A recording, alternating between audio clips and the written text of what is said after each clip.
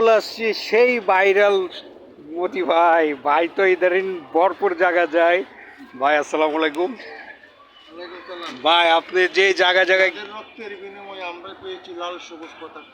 যাদের রক্তের বিনিময়ে আমরা পেয়েছি লাল সবুজ পতাকা, এইটা কি সেটা?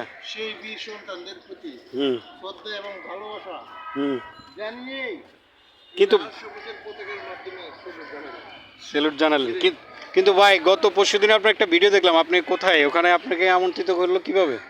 এটা আমি ওই যে গেলাম, আমার একজন শ্রদ্ধেয় মানুষ কবি। হুম আপনারও কাছে আসেন ভাই, ভিডিও করবো ভাই। দেখছেন ভাই কি কাটতেছে, কি খাটনিটা করতেছে। স্যার বাংলা রেজিস্টার বাংলা বিভাগের আচ্ছা, সম্পাদক। আপনাকে ইনভাইট করা হইলো, আর কে গেল ভাই ওখানে? এখানে অনেক গুণীজন ছিল। আচ্ছা। আর আমি গেছিলাম, আমার ছেলে গেছিল, আমার মেয়ে গেছিল। হুম মানে শিক্ষা দিক থেকে অনুষ্ঠান, এখানে গেছিলাম। আচ্ছা, আপনি কিছু বক্তব্য রাখছিলেন ওখানে, বেশ ভালো। ভালো হয়েছে। সেই ভাই, কেন আপনাকে কমেন্ট করা হয়েছে আপনি দেখেন নাই? মানুষ তো আপনাকে, হাজার হাজার মানুষ আপনাকে দেখতেছে, আর আপনি যদি ঘরে বসে বলেন ভালো হয়েছে কিনা। না, আমার ভালো তোর ভালো না, মানুষের।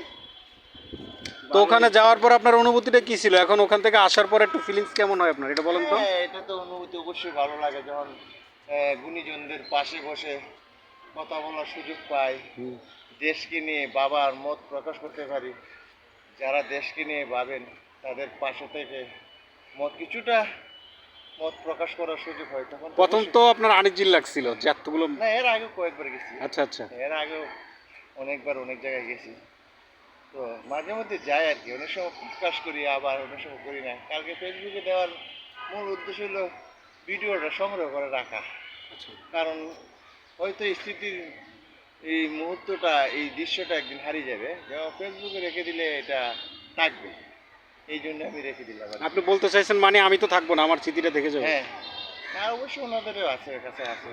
তারপর আমার আইডিটাতে একটু না, রাখলাম। ছেলে মেয়েকে নিয়ে গেলেন আপনি, ভালোই লাগলো বেশ। ঠিক আছে, তা আমি আবার দেখে ভাবলাম যে প্রতি ভাই এমন একটা জায়গায় গেল, আমরা তো যেতে পারলাম না। মাশাআল্লাহ, ভাইয়ের জন্য শুভকামনা। দোয়া করেন, আসলে পারবেন। কারণ এটাই গুণীজনদেরকে সম্মান করলে সম্মান পাওয়া যায়, সম্মান দেয়।